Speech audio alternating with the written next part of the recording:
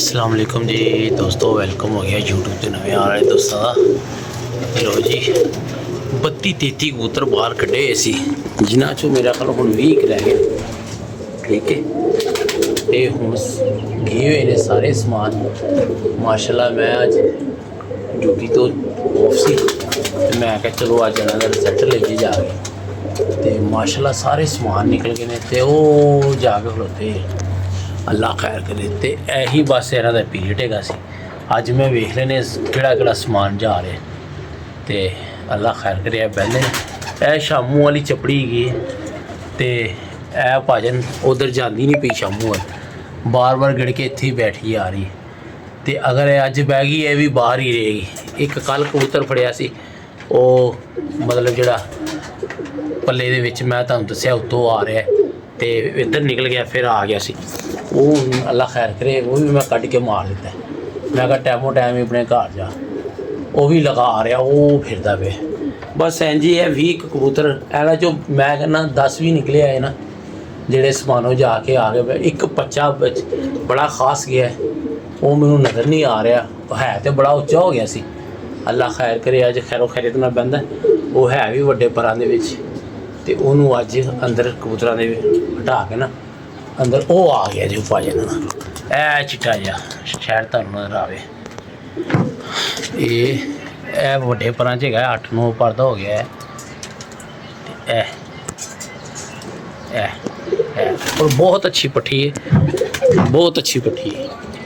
अल्लाह खैर करेगा, अज खैरो खैरियत नाल बहन इनू मैं डक लेना, क्योंकि एक दिन मैं फड़ के चैक कराँगा कि ये परां की कंडीशन की है। तो जे तो होई कोई 6-7 पर की फिर तो इनू रहन दांगा, जे इन्हें कट्ठियां झाड़ियां हुई तो फिर इनू मजबूरी हो जानी बंद करना, क्योंकि इत्थे ज़ाया करने वाली गल ही है। शामू वाली वो बह गई है, शामू वाली भी शामू समान गई सीधी बच्चे, मैं तो उड़ाती सी। वेला पर खोल के बैठी। ठीक है, ये हुण रहनी बाहर ही है। अगर तेरे वाल चली गई तेरी, जे इधर रह गई फिर भी तेरी। ठीक है, ये आ रहे हैं बच्चे, अल्लाह खैर करे। सारे ही नवे ने, यह भी बच्चा फड़िया है नवा। नवे बच्चे भी मैं नाल खड़काई लिया रहे। मैं कहा यार अंदर रख के भी तो गले खराब तो परेशानी। एक मादी हो रहे हरे रंग वाली फोटे, वो मैं टांकी उन्होंने भी हूँ मैं अंदर डक के जाना है, उन्होंने नहीं छड़ के जाना। जे वो हूँ बह लाल रंग वाली हरे रंग यही इन रंग नहीं लगाया यार। वो खैर मैं वेखना वा पोटे तो हरा जहा रंग लगा, तो उन्होंने मैं डक जाना है। मेरा ख्याल है वेखने बहते ने सारे बच्चे समान जाना शुरू हो गए ने। भजन गर्मी कहर दी पै रही, जिन्हों दियाँ तो लगियां ने बाजियां उन्होंने तो मजबूरी, और उन्हें उड़ाले छत रह ही जाना। असी क्यों धुप सेकीए, महाराज जिस तरह खिड़ के गई है, जिथे इनू हल्की जी भी दिन के टाइम मारना शुरू होया। ए बच्चा ये भन चिट्टा, ए चिट्टा बच्चा जी, यकीन करो बड़ा अजल पीस है जी, बहुत अजल पीस है जी। किधर गया है शेर खां, किधर गया है साडा? ए आ गया। 32-33 कड्ढे सन, 20 रह गए ने, जाई जा रहे ने, कोई गल नहीं जाई है।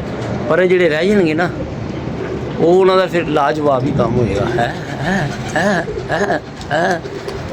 है बह गया जी बच्चा, ए जुगनी मादी बननी जी दोस्तों। वो कबूतर ए आ गया, ए मादी भी आ गई, ए टांकी मादी, ए हुण मैं डक जानी।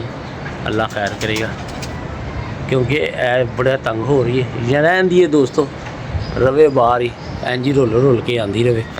एक कबूतर जरा ना नवा कल वाला, वो नहीं बाई जान मूव नज़र आ रहा, तो इनू हिला हलू के वेख लें वो कितने गए, कि बैठे कि नहीं ने। 2 4 6 8 10 11 और तो बाहर ही 11 12 13 14 15 16 17 18 19 ਉਹ ਵੀ ਉਹ ਕਬੂਤਰ ਹਲੇ ਵਿੱਚ ਨਜ਼ਰ ਨਹੀਂ ਆ ਰਹੇ ਵੀਹਾਂ, ਕਿਉਂਕਿ 20 ਰਹਿ ਗਏ ਨੇ ਅੱਗੇ ਮੈਂ ਵੇਖ ਕੇ ਉਡਾਏ ਨੇ।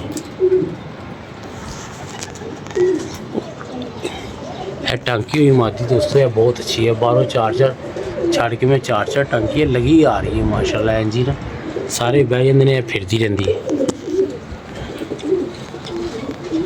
कबूतर जो मोटू है ना, कबूतर बड़ा चंगा है, अल्लाह खैर करे। वो सीधा हो गया ना मामला तो यस हो जाए।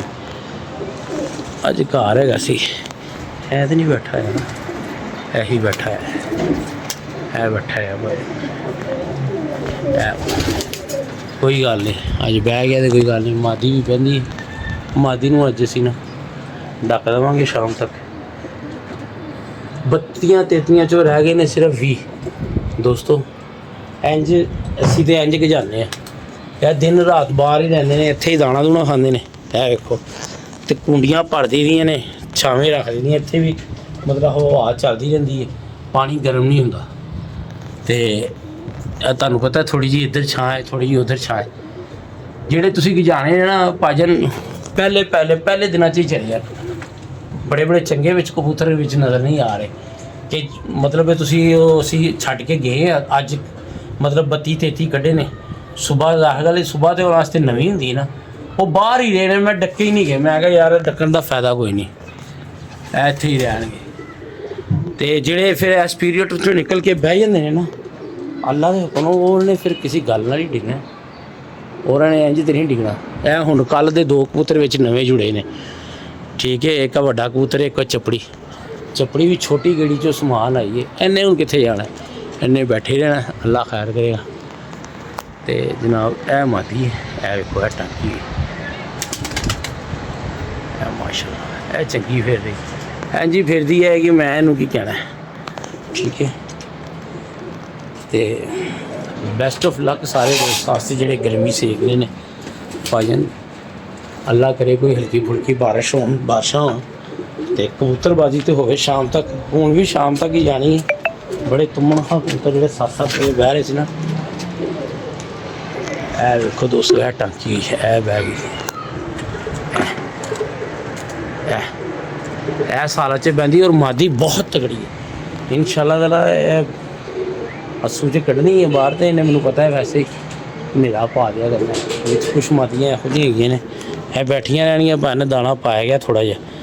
शामी फिर आवांगे, हल्की जी झंडी करावांगे ते नारे हैदरी। पहले भी पानी पा दिए, पहले यह काम इस टाइम स्टैंड बाई करते हैं। हुण मैनूं करना पै रहा कि अज मैं छुट्टी देगा। हाँ भाई बच्चे थल्ले भी पालते, वो घर का बच्चा भी नहीं।